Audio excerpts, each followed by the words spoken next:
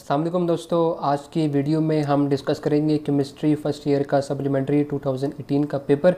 तो स्टार्ट करते हैं वीडियो। फर्स्ट एमसीक्यू की स्टेटमेंट ये है कि which one of the following is not true for the colloid. ठीक है, कोलाइड के लिए कौन सी स्टेटमेंट ट्रू नहीं है। तो इसमें अगर हम जो पहली तो आपको बताना चाहिए कि जो कि कोलाइड का सच होता है वो बहुत स्मॉल होता है। तो जो अल्फ़ा है अगर हम देखें तो can pass through ultra filter paper, तो येस ये जो है वो पास होते हैं क्योंकि इनका साइज स्मॉल होता है।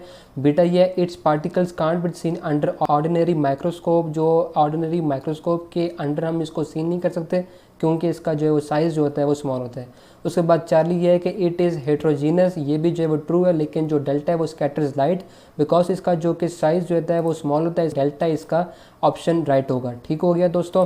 नेक्स्ट एमसीक्यू की बात करें तो वो ये है कि 100 gram of 25% weight by weight NaOH contents 25 gram of NaOH। ठीक है, ऑप्शन दिए हुए हैं। जो होल जो परसेंटेज है इसका जो है वो 100 ग्राम दिया हुआ है। 100 ग्राम जो है वो ये सोल्यूशन का मैस है।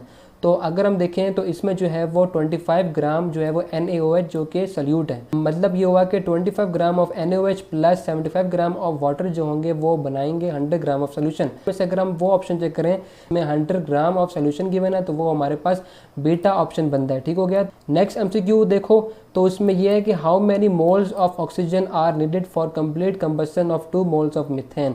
तो मीथेन की फर्स्ट ऑफ ऑल अगर हम जो कि कंबस्शन का अगर हम रिएक्शन देखें तो जो 1 मोल ऑफ मीथेन है उसके लिए जो होते हैं वो हमारे पास 2 ऑक्सीजन रिक्वायर होते हैं, लेकिन इसमें जो है वो 2 मोल्स ऑफ मीथेन है तो मतलब कि 4 मोल्स ऑफ ऑक्सीजन जो होते हैं वो रिक्वायर्ड होते हैं। तो इसी वजह से जो कि राइट ऑप्शन बनेगा इसका चार्ली बनेगा। ठीक हो गया।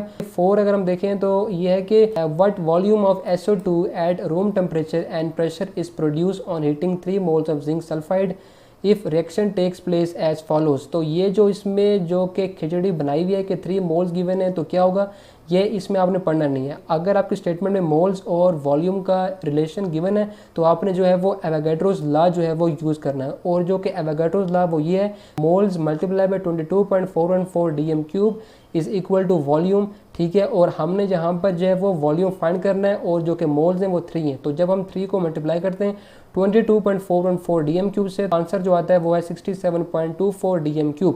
तो ये हमारे पास इसका राइट ऑप्शन बीटा बनता है। ठीक हो गया। नेक्स्ट देखो तो ये है कि 5 ये है कि to which mixture of gases Dalton's law of partial pressure is not applicable.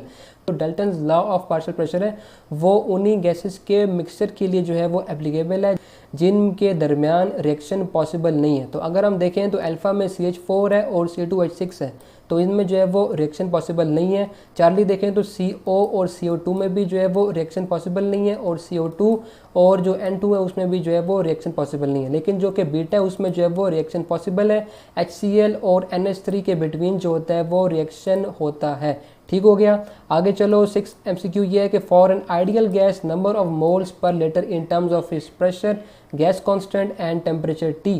तो अगर हम इसमें फर्स्ट ऑफ ऑल बात करें इस तरह कि अगर हम देखें जो आइडियल गैस ये है कि PV is equal to nRT और हमने यहाँ पर फाइंड क्या करना है, हमने फाइंड करना है कि number of moles per volume. तो अगर हम जो है वो नंबर ऑफ मोल्स को और वॉल्यूम को एक साइड में रख लें तो जो क्या होगा कि जो प्रेशर होगा वो डिवाइड हो जाएगा RT से। तो इसका जो राइट ऑप्शन बनता है वो हमारे पास अल्फ़ा बनेगा। ठीक हो गया। तो P/RT हो जाएगा। ठीक है, आगे चलो तो 7 MCQ ये forces present between ions and water molecules. तो वाटर मॉलिक्यूल्स और आयंस के बिटवीन जो फोर्सेस होती हैं उन्हें हम जो है वो आयन डाइपोल फोर्सेस कहते हैं। ठीक है, जैसे कि वाटर और जो सोडियम आयंस और जो क्लोराइड आयंस हैं उनके बिटवीन जो कि फोर्सेस होती हैं। ठीक हो गया। नेक्स्ट MCQ देखें। नेक्स्ट MCQ देखो तो वो है 8 है। वो ये है कि example of a monoclinic system. तो अगर हम देखें कि ये जो कि मोनोक्लिनिक सिस्टम है ये वो सल्फर का एलोट्रॉप है।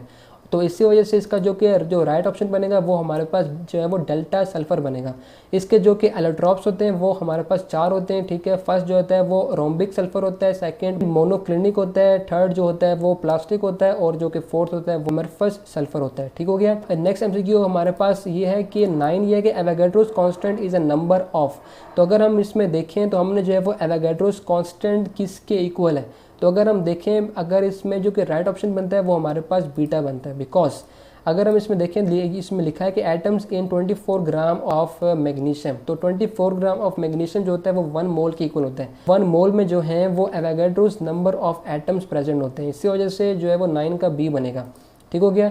10 का देखो तो ये है कि the number of nodes in P orbitals. तो पी ऑर्बिटल्स में नोड्स के नंबर क्या है, फर्स्ट ऑफ ऑल नोड्स का पता होना चाहिए। जो नोड्स होते हैं उसका मतलब है कि एंगुलर डायरेक्शन, 3 डायरेक्शन जो हैं वो पॉसिबल होती हैं, एक्स, वाई और जी। इसीलिए इसका जो कि राइट ऑप्शन बनता है वो हमारे पास डेल्टा बनेगा 3, ठीक है। इसमें जो है वो 3 नोड्स प्रेजेंट होती हैं, 3 एंगुलर एक्सिस प्रेजेंट होते हैं।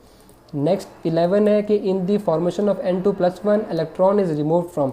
N2+1 की जो कि फॉर्मेशन है उसमें अगर हम देखें तो इलेक्ट्रॉन जो होता है वो अकॉर्डिंग टू जो कि इसका जो कि मॉलिक्यूलर ऑर्बिटल जो इसका बॉन्ड है, इसमें अगर हम देखें में अल्फा राइट है, बिकॉज क्योंकि इसका जो π2py जो होता है उसमें 2 इलेक्ट्रॉन्स लास्ट वाले प्रेजेंट होते हैं। तो इसमें क्योंकि +1 हमने एक जो इलेक्ट्रॉन है इसको लूज़ करना है, जो है वो π2py से एक जो कि इलेक्ट्रॉन है इसको हम लूज़ कर देंगे, तो जो है वो N2+1 फॉर्म होगा, ठीक हो गया। नेक्स्ट MCQ 12 है, ये अगर हम देखें इसको तो MCQ 12 में लिखा हुआ है कि change in enthalpy of system at constant pressure can be calculated by following relationship. तो कि अगर जो कांस्टेंट प्रेशर में जो कि चेंज इन इंथैल्पी का जो फार्मूला है वो हमारे पास चार्ली बनता है, जो कि डेल्टा एच जो कि इंथैल्पी चेंज है वो इक्वल होती है डेल्टा ई इंटरनल एनर्जी या फिर entropy plus P delta we जो कि वर्क डन के इक्वल है, ठीक हो गया। 13 MCQ देखो तो ये है कि for a given process P delta V when there is no appreciable volume change in internal energy becomes equal to. अगर आपको delta H is equal to delta E plus P delta V वाला जो कि formula है वो अगर आपको पता है तो आप जो है वो 12 और 13 दोनों MCQs जो हैं वो आप इजीली कर सकते हो। तो इसमें यह गिवन है कि अगर जो है वो वॉल्यूम चेंज 0 है, तो अगर हम इसके जो कि इस इक्वेशन में जो कि वॉल्यूम चेंज है इसको अगर हम 0 कर दें तो पी डेल्टा वी 0 हो जाएगा। तो इसका मतलब कि जो कि चेंज इन इंटरनल एनर्जी होगी वो जो होगी वो change in enthalpy delta H की इक्वल हो जाएगी। तो इसी वजह से इसका जो कि राइट ऑप्शन बनता है वो हमारे पास वो चार्ली बनेगा जो कि डेल्टा एच है। नेक्स्ट MCQ है 14, वो ये है कि in order to decompose 9 gram of water 142.5 kilo joule of heat is required and enthalpy of formation of water. तो अगर हमने फर्स्ट ऑफ ऑल इसमें क्या किया है, हमने जो है वो डिकम्पोज किया 9 ग्राम, इसका मतलब कि हमने 0.5 मोल्स को हमने डिकम्पोज किया, इसी वजह से 142.5 किलो जॉल है। हमें पता है कि अगर 18 ग्राम ऑफ वाटर होता मतलब कि 1 मोल ऑफ वाटर होता तो जो है वो 285 किलो जॉल की एनर्जी रिक्वायर्ड होती है। तो क्योंकि ये जो है वो हाफ है तो इसी वजह से जो कि enthalpy of formation of water होगी वो भी हाफ होगी जो कि 142.5 किलो जॉल होगी। अगर हम इसमें साइन की बात करें तो साइन जो होगा वो नेगेटिव होगी क्योंकि इंथैल्पी ऑफ फॉर्मेशन का जो होता है वो नेगेटिव साइन होता है, ठीक हो गया। तो चार्ली इसका राइट ऑप्शन बनेगा, ठीक है दोस्तों। उसके बाद 15 ये है कि oxidation state of sulphur in Na2S2O3। तो हमने ऑक्सीडेशन स्टेट सल्फर की फाइंड करनी है इसमें।